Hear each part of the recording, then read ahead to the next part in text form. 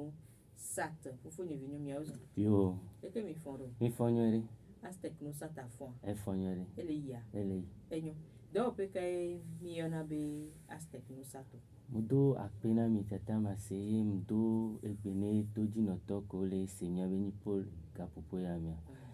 agblɔ be Aztec no sata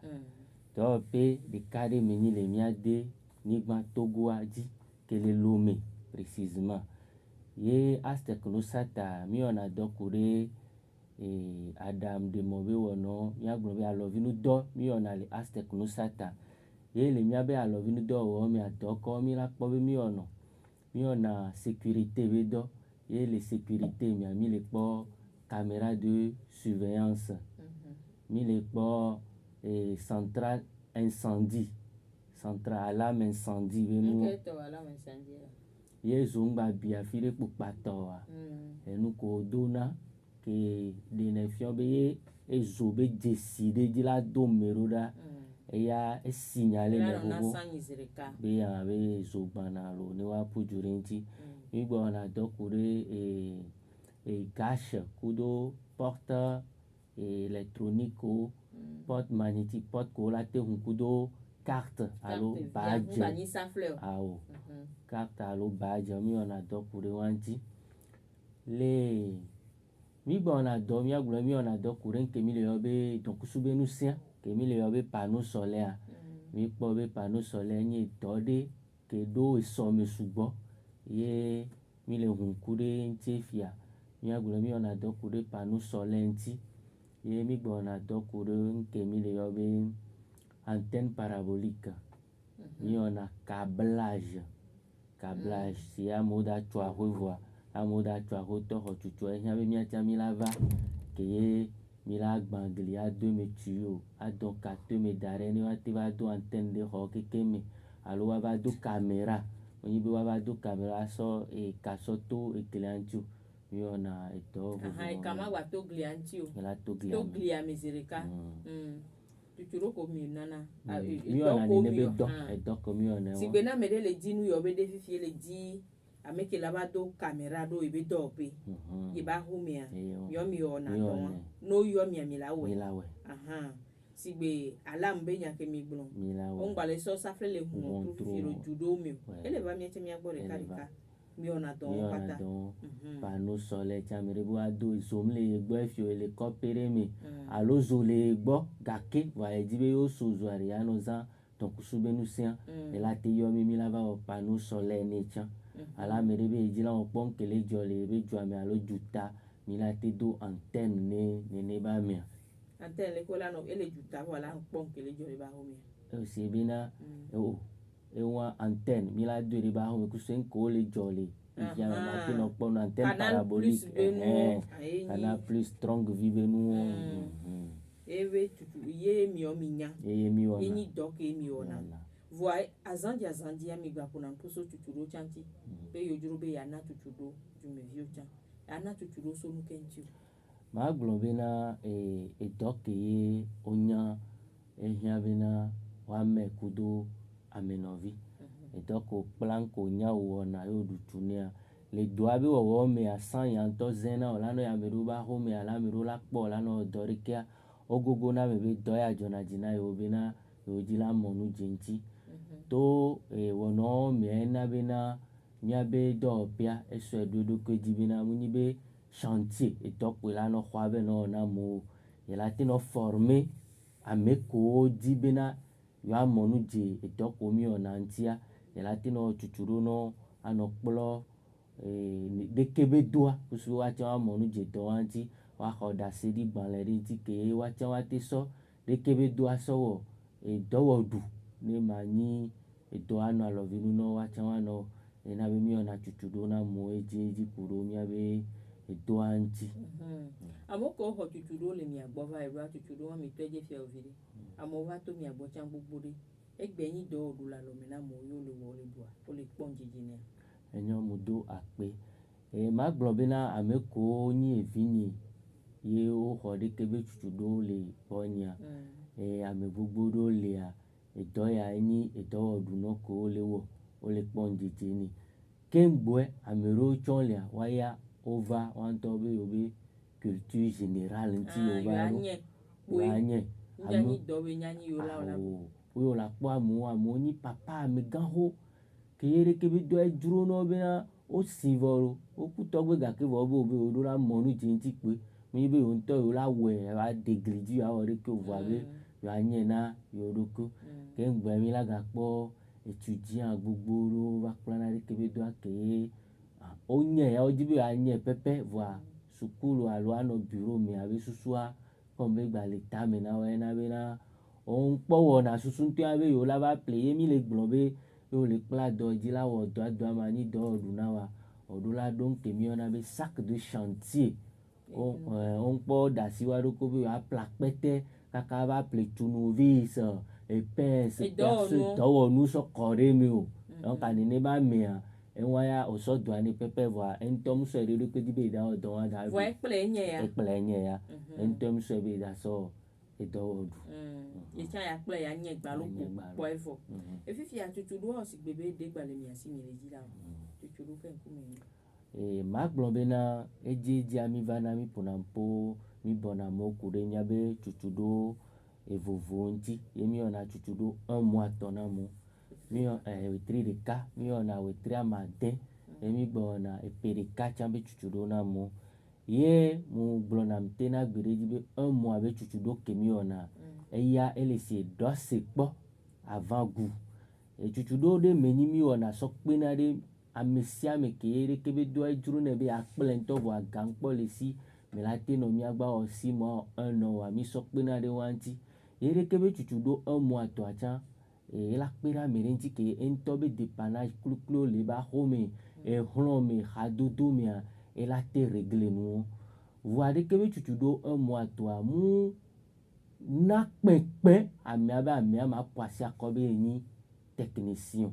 e go ma te panko e do la ho chantier nto ko na be chantier kaka akpe akokui la we von la no mi e go ami amu no mi agbo didiun mo yi chantier kumio mu so do na mi o e ya wo théorie wo pratique le katoa e won e gombe e la ba to nu po e ya chale ko ne ya chale ko fa ndo na do anto me e dekio e la wo théorie la wo pratique ya va mu do na meriki donc adi kebe tutu do kenti mvegbe nda pompo kudentia wetri amade kudo 1 an to entie mva egbero e gombe fia sukulu enyi amede ke kafla de pode nu me pe ya me be ma gba sukulu ya plado ela te ba mi agbo ela te ba mi agbo ano mi agbo a 1 an pereka ano mi agbo over 8 heures quoi et 18 heures mi la pare ju e go do de pepe kele jo le mi agbo mi abe chantier o keke o le plo mi ado o le odo o le gbangle kumi o le onu ya de ke kumi e won mi so do ale do alo vi nu no zereka eye won ye le de kebe aye pereka be tutu do wa me chan mi la po be na woni be na aso do ayi do a o chantier be nya po mi wona cours le me ke mi le obe théorie kudo pratique no ne sukulu le me mi la le bi ke kudo ma la nglonu e mi va de ke america mi wona cours 2 heures de temps pe ngbe ayi pause avant pratique ye chantier le a chantier ben ke ko le mi la chantier ye mi la gbo ye de kebe pereka be tutu do me amero cho gba ni eto me ito amero ni school koko de to ke étudiant ke o dinabe ya wo mi abe tutu do ya wa o ya yo di ano ipa mi voi si be sukulu le ola isukulu a agba la ba fi ke amewo entie mi dana 6 mois de com alo do me itori ke ma vo kaka ezalado wa ya mi dana 6 mois de no wa wa to ele c'est modulaire que formation modulaire enu de pepe keke olorun chuchu la no 2 heures de temps le mi agbo kengbe la no jo iwa be enu kegbe la ya yo nwe matin mi wa ava we soir mi 2 heures de temps e mi so zona e mo mi lo ko du jour mi lo ko du soir tiens e mi so pe na re ameko o le domi alo le school wa o gba dibe wa gbra do wa to ni 6 mois fi amede ke nu to de pe npo lo e dibe ya ho tutu lo ntonto ya va formation ya va sukulu wa ya da si sukulu bandi to wa alonu to wa pereka ifiare nuka me mi ja chudo le mi ave chuchudo ke ye mi dawo petra maden ku pereka ya mi la sronu mi la chudo kudo de ke ye odona caméra de surveillance yeni module de cas que mi la développé ye mi jo le dia mi la gba odo kure nke mi le yobe panneau solaire mi la fion donc vous benu c'est de ko donner mi la odo kuro panneau solaire nti mi la ba odo kure antenne parabolique be wono nti e ko dona antenne parabolique e ko la we be câblage immeuble gangan 2 étages 3 étages a donc kato glimé et wa do antenne de e homia ye so ye ya dia l'antenne be côté a mi la po be egbe antenne egba les zin alobu ya alo ke me les zin mi la po be décodeur do le lo a me filer di ça ke ne be décodeur wa o mu dona agban video wa di o connexion o so pone connexion ke o so décodeur wa fibre optique arola na so connexion 2000 ke ngbe décodeur wa ela odo nkele de fion be enu ko le ke gbana est-ce que antenne vi won fi antenne parabolique are ndaba igbelo nu mi ya ba antenne parabolique parce que be décodeur ko le wo egbe o le to gbana e won be na on gba les antennes paraboliques connexion on les en quoi chaîne o keken la dominer vo po connexion quoi o on attend donc ekele de le zimyaje fi be na mi la ouverture de mi la so chuchudo de do to amele chuchudo ya mi les antennes paraboliques ba kwa dia mi la fionu amokure de ke wona wifi c'est o so ke to fifi patapata o be wifi le no ahome ya de ko dona wifi ya mi a fionu amokure de ke wona wifi a programmer routeur nu o keke to va ya mere gba mi ave do décodeur ke wifi me hono do la nyare ko lo kaka a préparer ka so 2 mi kaka ye mais là on doit mini la globe antenne parabolique so va décodeur di peto fion e kwa e pe la o si o la te nyare ke o na wifi a da home asa wa do e camera fun po a e vola po mi la fion ne nebe no chale e ke be chuchu da mi la gba odo kure hon tu ko huna kudo carte won porte magnétique alo badge to mi la odo kuro e chan nti mi ave chuchu do mi la gba odo kure nke mi le obe alarme incendie détecteur de mouvement be nu mi la odo kure nti kulere pa mi la gbo be mi e chuchu do enu sugbo le mi ke mbe mi asite mi la po be na module amandre et mi la développer le dekebe chuchu de 1 an à 6 mois enu amandre e mi jana chuchu do be ni sukulu ye aztec no sa be sukulu ke be do na sukulu vi ko dibe ya ba planu le wa gbo a ifi ale pereka ya me a o la planu yo e pata keke o la nye o la do tune keke alonu ala bizirika o do abi o le pereka mi e mi la so don keke me la so me ke la po go me le chuchu ya na be chuchu do a mesia me amere pepe onyinyo no nyi nusu ye de ke be chuchu do adru a o la po go me le mi ve to ni me amani no en bonne santé parce que mi on a activé ado caméra di ado antenne tia on la li échelle di nu o keke ye mi la ga bio so amo gbobe ame ko la po go mi le de ke bi chuchu do ame a ne glo ame a do la no la au moins do la school anya no kle anya no mo go be mi le tegbre mi e chuchu do anti be théorie ku pratique mo ni be va so apete na mkaka na anya do yo oyin be so apete na nya kaka lo prodo na nya do ro pla do ala gban le mi ano pratique ni ke ngbe apete so mi jo mi e chantier atenchan le mi donc ami ado la nya no kle ga mi an ko mi le wa mi la nya no nyere camera isukulu vide e la tinela do langage technique la nya re ko mi zan mi manipuler na nya be kodo calcul ko mi ona ye mi so panneau solaire le fune fi mi va le bois compteur le panneau solaire mais on la be mi trouve le physique que ici les bois garés mi si le bois va ya donc et to ba mi am le radio wa e mi va le bunu le wa compte on que wa e la dompo ni e ha mi ama school vide susu me ma hune kaka mi jaji tutudu ya mia be rentré à Technosat toya mi le toji le 12 septembre wote ke mi le ya kwe alo le 12 septembre mi le to le kebe tutudu aji et mi toji le 12 septembre et jo ici moi ou do 1 an tira madena moko jila o tira maden toa epereka na moko jila o epereka toa ye ola ho tutudu kaka boa ola pa ne o pa ola ho oma da seri gban ke mi la certifié so da lo me no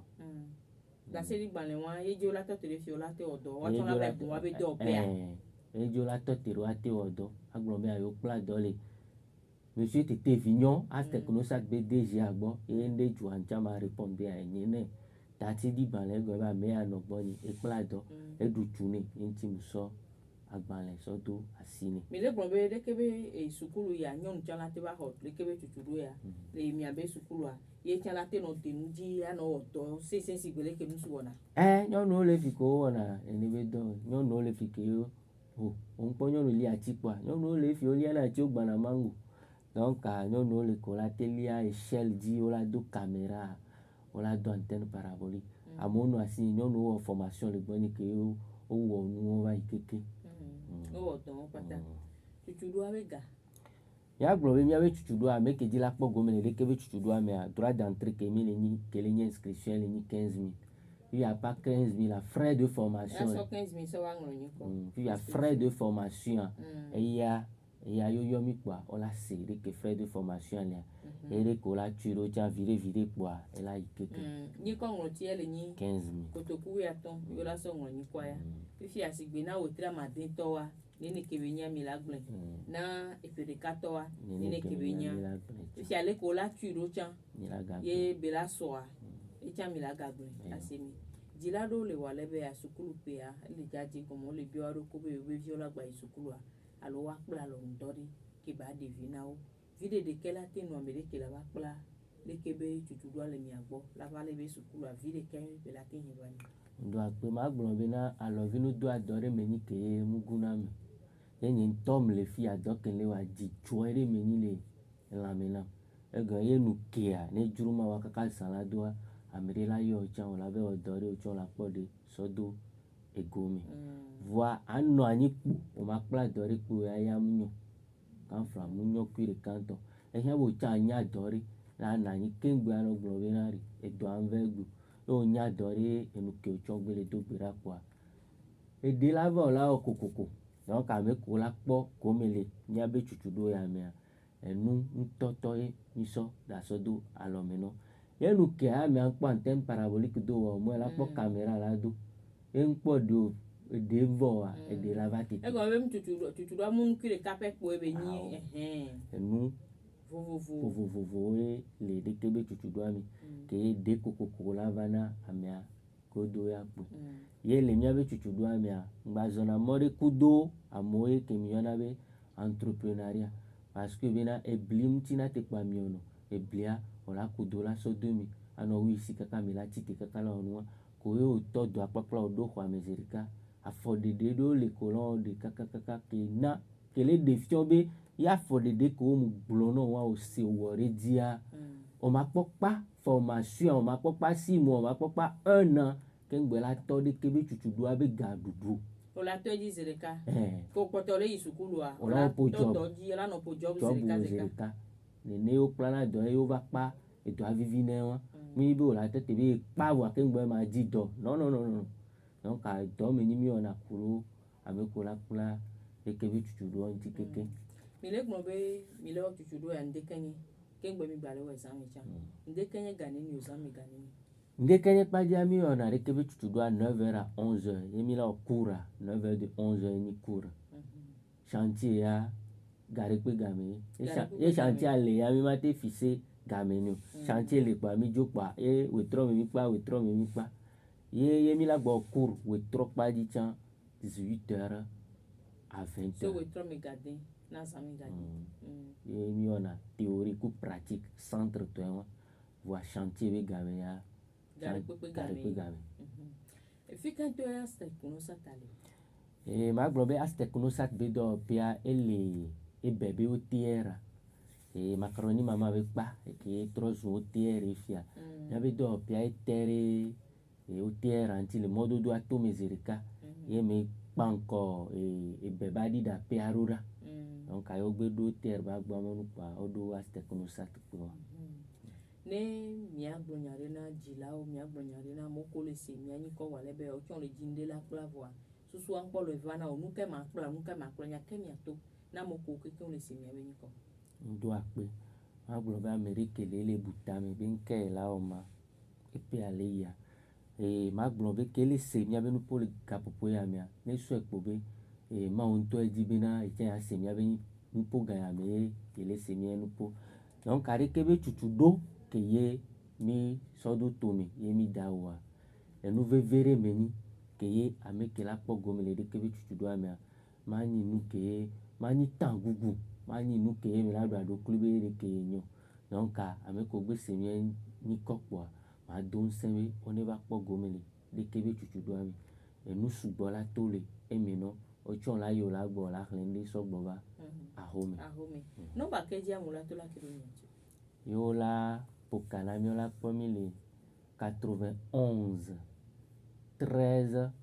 39 83 91 13 39 83 Mouva 99 60 62 17 99 60 62 17 et WhatsApp là te pomi le 91 anomba yo ya ayo gbalo appel direct WhatsApp là pomi le 91 15 06 59 91 15 06 59 yele ni WhatsApp ijola to la kero mianti wanesi gbebola yo abia nyadesia 91 13 39 83 99 60 62 17 non ba me veille WhatsApp a ele ni 91 15 06 59 mbe sukula le jaje gomena yo kakeme le 12 septembre ke so fi dia mola no ngolo niko mi niko ngolo ai pe divo amore ngolo niko vo egbale yeji kakana le 10 na witre ya ben ki amewa ye le 12 et mila to le kebe chuchuru adi le be adida pe aben ko jezereka ofo nye vinyo akpe na mi ocha ko no to di se mi ami kwa nkan di be Aztec no sat